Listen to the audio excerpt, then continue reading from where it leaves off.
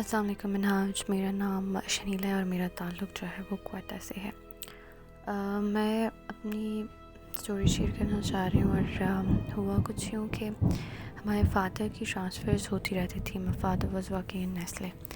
तो एक दफ़ा पे हमारी ट्रांसफ़र हुई सक्खर, और ये कोई 2004 2003 की बात है। तो जिस घर में हम लोग रह रहे थे, जो घर हमने वहाँ पे लिया था सक्खर में, बेसिकली उस एरिया का नाम उस एरिया को वालिस रोड कहा जाता है। तो वहाँ पे अक्सर जो घर हैं वो पहाड़ों को काट के, मतलब पुराने ज़माने में जो बनाया था पहाड़ों को काट के, उसी तरह से जो है उस उधर ही घर बनाया था, और वो डबल स्टोरी घर था। तो हम जब उस घर में गए, आई वाज इन क्लास 6। तो तब की बात है ये। घर में हम 5 लोग रह रहे थे, अम्मी अब्बू और हम 3 बहन भाई। तो अक्सर मुझे ना वहाँ पे, मतलब मेरा कभी इस तरफ माइंड तो नहीं गया कि इस तरह की कोई चीज़ हो सकती है, and I am not sure what it was.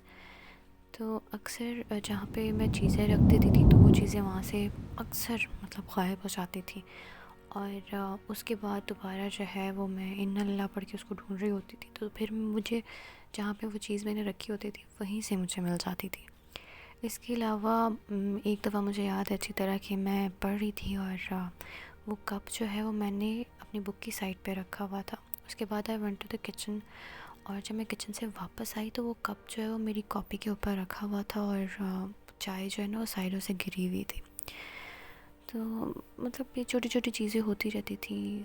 पंखा जो है वो ख़ुद एकदम से चल के बंद हो जाता था, और कमरे की लाइट जो है वो ख़ुद ही कभी ऑन हो जाती थी, कभी ऑफ़ हो जाती थी। मुझे हमेशा ऐसा लगता था जैसे मेरा वहम है, मतलब लेट गो कर देती थी मैं।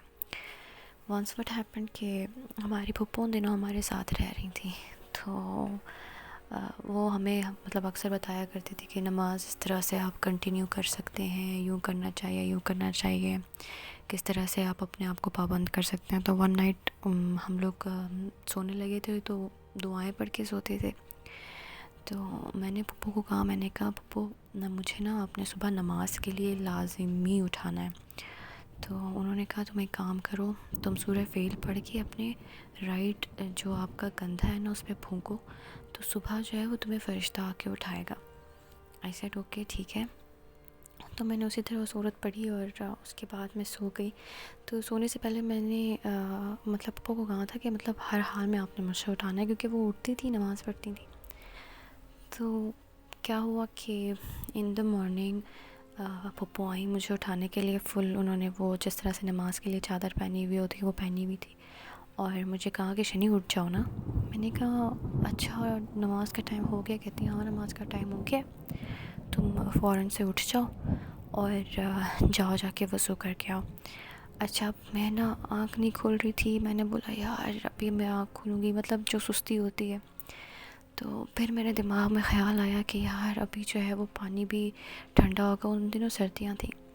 तो पप्पू ने एकदम से कहा कि पानी जो है वो मैंने गर्म करके रखा हुआ है, तो तुम जाओ जाके जो है वो वज़ू करके आ जाओ। फिर मेरे माइंड में ख़्याल आया कि यार अभी मैं उठूँगी, जा नमाज़ किधर ढूँढूँगी, चादर किधर ढूँढूँगी। तो पप्पू ने मुझे कहा कि मैं ये चादर उतार के यहाँ पे रख रही हूँ और मैं थोड़ी देर सो रही हूँ, तो तुम जब जाओ, जा नमाज़ मैंने बिछाई हुई है, तुम जब जाओ वज़ू करके वापस आओ, नमाज़ पढ़ो, अगर मैं सोई हुई थी तो मुझे उठा देना। आई सेड ओके ठीक है मैं आपको उठा दूँगी। उन्होंने कहा मैंने कुरान पढ़ना है। मैंने कहा ओके। तो मैं गई वॉशरूम, वहाँ पे मैंने देखा पानी गर्म नहीं था। मैंने बोला यार इन्होंने जो है ना बस मेरे साथ ट्रिक की है कि मैं उठ जाऊँ। खैर मैंने वज़ू की, मैं वापस आई, जा नमाज़ बिछी हुई थी, चादर जो है वो बेड की साइड पे रखी हुई थी। तो मैंने चादर पहनी, नमाज़ पढ़ी, बट मैं पप्पू की तरफ देख रही थी, वो इस तरह से सोई हुई थी जैसे कि वो उठी नहीं हो ना। तो फिर मैंने नमाज़ पढ़ी और उसके बाद मैं गई पप्पू के पास। मैंने कहा इन्होंने मुझे कहा था कि मुझे उठाना, मैंने कुरान पढ़ना है। तो मैंने पप्पू को उठाया, मैंने कहा उठो, नमाज के टाइम वो आपने कुरान पाक पढ़ना था, आपने मुझे बताया था। तो पप्पू एकदम से उठ के मुझे देख रही है और मुझे कह रही है तुम कैसे उठी? मैंने कहा यार अभी आपने आके खुद ही मुझे मतलब उठाया है, खुद आप मुझे उठा के गई हैं, यहाँ पे चादर पड़ी हुई है, रूम की लाइट खुली हुई है, जाए नमाज़ बिछी हुई है। कहती है नहीं मैं तो सोई हुई हूँ, मैं तो अभी तक उठी नहीं हूँ, मैंने नमाज ही नहीं पढ़ी। तो फिर पप्पू ने मुझे कहा बस कि फरिश्ते ने तो तुम्हें उठाया, भाई डोंट नो मुझे किसने उठाया, क्या हुआ क्या नहीं हुआ। एंड एक और बार उसी घर में क्या हुआ कि मैं मदरसे गई हुई थी, अब तो यंग, मैं बहुत छोटी थी, 6 की बच्ची क्या होती है। तो वहाँ से मतलब स्कूल से हम लोग डायरेक्ट मदरसे जाते थे, वहाँ से जब हम वापस आते थे तो ऐसा होता था कि नींद आ रही होती थी बहुत सख्त। तो मैं जब वापस आई घर मदरसे से, हमारा जो घर का दरवाज़ा है उसके लॉक में कुछ प्रॉब्लम थी, हल्का सा धक्का मारते थे वो खुल जाता था लॉक।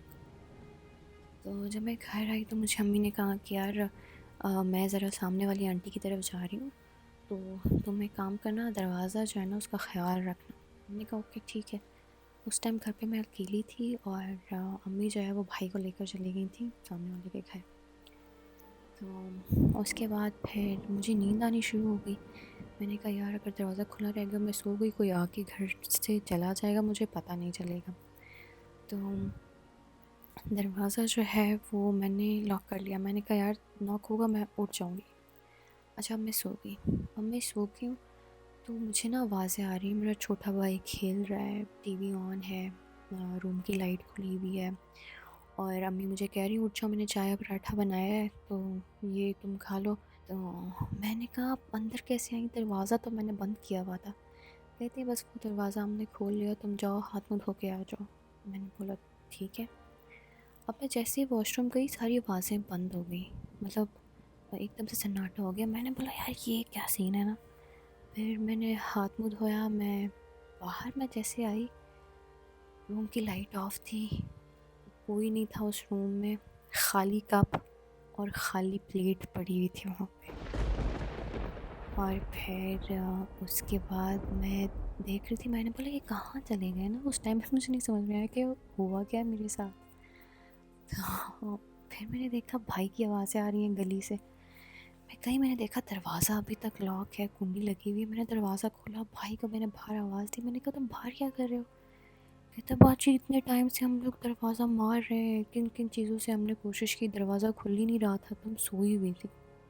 उसके बाद दोबारा मुझे जो है ना वो ऐसे हल्का सा झटका लगा। मैंने बोला ही कुछ मसला है यहाँ पे। एंड फिर जब ये एक्टिविटीज़ थोड़ी ज़्यादा हो गई तो मेरी दादी रहने के लिए आई हुई थी। एक्चुअली हमारी फैमिली जो है वो थोड़ी सी इस तरह के बैकग्राउंड से है जहाँ पे जन्नात के साथ इन द पास्ट इंटरेक्शन रहा है। तो हमारी फैमिली मेम्बर्स के साथ इस तरह की पैरानॉर्मल एक्टिविटीज़ जो हैं वो होती रही हैं। तो फिर जब मैंने दादी के साथ शेयर किया तो दादी ने मुझे कहा कि ये जो भी लोग हैं ये अच्छे हैं, मतलब उन्होंने अभी तक नुकसान नहीं पहुंचाया बल्कि तुम्हें हेल्प आउट किया है चीज़ें करने में ना। तो उसके बाद मैंने कहा क्या करना चाहिए, तो फिर उन्होंने मुझे एक वो बताया था टोटका। उन्होंने कहा कि एक खाली कप लो और सारे घर में किसी पेंसिल के साथ या किसी लकड़ी के साथ हर कोने में जो है वो इस तरह से वो लकड़ी मारो और बोलो कि मतलब पश्तो में बोलते हैं कि पेरान पेरान ऊज़ई, तो कि जिन्नात जिन्नात आप लोग चले जाओ ना। और सारे घर में जो है वो इस तरह से करो और वो कप ले जाके बाहर फेंक दो। आई सेड ओके, भी छोटी थी उस टाइम, तो मैंने इसी तरह से किया और उसके बाद जो है वो मैंने कप ले जाके बाहर फेंक दिया। दादी ने मुझे कहा कि अगर वो कप वहाँ पे नहीं होगा टूटा हुआ तो इसका मतलब है जो फैमिली यहाँ पे है वो यहाँ से चली गई है, और अगर वो वहीं पर होगा तो फिर ये यहीं पर है। तो कोई घंटे बाद मैं बाहर गई और मैंने बाहर जाके देखा उस कप का एक पीस भी नहीं पड़ा था। एंड उसके बाद जो है वो एक्टिविटीज़ ख़त्म हो गई और हम शिफ्ट हो गए। That's it, that's my story.